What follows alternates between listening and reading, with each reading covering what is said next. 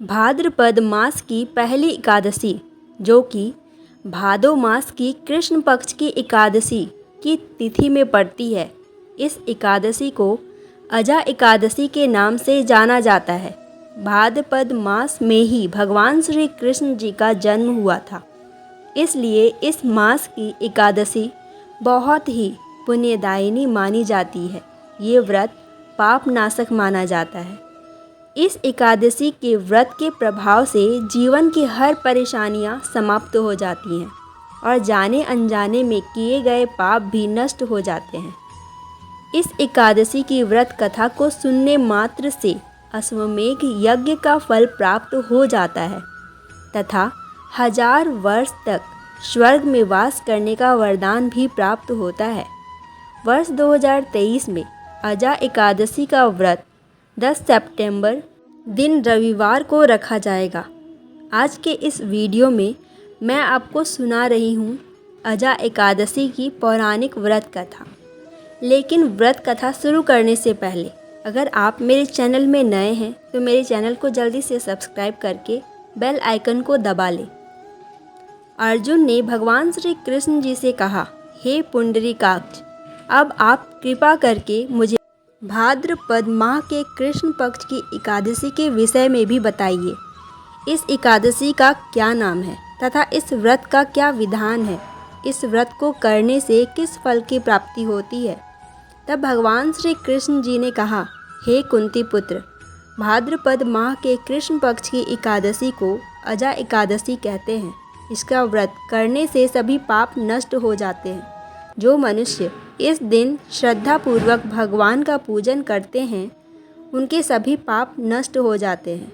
इस लोक और परलोक में मदद करने वाली इस एकादशी व्रत के जैसा संसार में दूसरा कोई व्रत नहीं है। अब ध्यानपूर्वक इस एकादशी का महात्म्य श्रवण करो।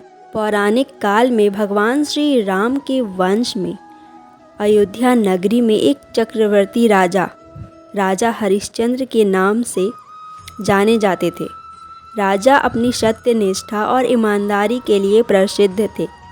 एक बार देवताओं ने इनकी परीक्षा लेने की योजना बनाई। राजा ने स्वप्न में देखा कि ऋषि विश्वामित्र को उन्होंने अपना राजपाट दान कर दिया है। सुबह विश्वामित्र वास्तव में उनके द्वार पर आकर कहने लगे, तुमने स्वप्न में मुझे अपना राज्य दान कर दिया है। राजा ने सत्यनिष्ठा व्रत का पालन करते हुए संपूर्ण राज्य विश्वामित्र को सौंप दिया। दान के लिए दक्षिणा चुकाने हेतु राजा हरिश्चंद्र को पूर्व जन्म के कर्म फल के कारण अपनी पत्नी, पुत्र एवं खुद को भी बेचना पड़ा। हरिश्चंद्र को एक डोम ने खरीद लिया जो शमशान भूमि में लोगों के दाह संस्कार का काम करवाता था। वे स्वयं एक चांडाल के दास और चांडाल बन गए। यहाँ कफन लेने का काम किया करते थे, किंतु उन्होंने इस आपत्ति के काम में भी सत्य का साथ नहीं छोड़ा। जब इसी प्रकार उन्हें कई वर्ष बीत गए तो उन्हें अपने इस नीच कर्म पर बड़ा दुख हुआ और वह इससे मुक्त होने का उपाय खोजने लगे। वह सदैव इसी चिंता में रहने लगे कि मैं क्या करूं, किस प्रकार इस नीच कर्म से मुक्ति पाऊं। एक बार की बात है, वह इसी चिंता में बैठे थे कि गौतम ऋषि उनके पास पहुँचे। हरिश्चंद्र ने उन्हें प्रणाम किया और अपनी दुख भरी कथा सुनाने लगे। राजा हरिश्चंद्र की दुख भरी कहानी सुनकर महर्षि गौतम भी अत्यंत दुखी हुए और उन्होंने राजा से कहा, हे राजन, भादो माह के कृष्ण पक्ष की एकादशी का नाम अजा है। आप उस एकादशी का विधान पूर्वक व्रत करें तथा रात्रि को जागरण करें। इससे आपके सभी पाप नष्ट हो जाएंगे। महर्षि गौतम इतना कहकर आलोक हो गए। अजा नाम की एकादशी आने पर राजा हरिश्चंद्र ने महर्षि के कहे अनुसार विधान पूर्वक उपवास तथा रात्रि जागरण किया। इस व्रत के प्रभाव से राजा के सभी पाप नष्ट हो गए। उस समय स्वर्ग में नगाड़े बजने लगे तथा पुष्पों की वर्षा होने लगी। उन्होंने अपने सामने ब्रह्मा, विष्णु, महेश तथा देवेंद्र आदि देवताओं को खड़ा पाया।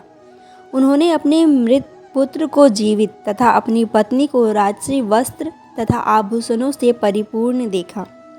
व्रत के प्रभाव से राजा को पुनः अपने राज्य की प्राप्ति हुई। वास्तव में ये एक ऋषि ने राजा की परीक्षा लेने के लिए यह सब कौतुक किया था, परंतु अजा एकादशी के व्रत के प्रभाव से ऋषि द्वारा रची गई सारी माया समाप्त हो गई और अंत समय में हरिश्चंद्र अपने परिवार सहित स्वर्ग लोक को गए। हे राजन, यह सब अजा एकादशी के व्रत का प्रभाव है। जो मनुष्य इस उपवास को विधान पूर्वक करते हैं तथा रात्रि जागरण करते हैं, उनके सभी पाप नष्ट हो जाते हैं और अंत में वे स्वर्ग को प्राप्त करते हैं। इस एकादशी व्रत की कथा के श्रवण मात्र से ही अश्वमेध यज्ञ के फल की प्राप्ति हो जाती है। इस कथा का सार है कि मनुष्य को भगवान के प्रति पूर्ण श्रद्धा रखनी चाहिए। जटिल से जटिल परिस्थितियों में भी जो मनुष्य सत्य का मार्ग नहीं छोड़ते, वे अंत में स्वर्ग को जाते हैं। ये कथा बस यहीं तक। कैसी लगी आपको ये कथा? मुझे कमेंट करके ज़रूर बताएं। धन्यवाद।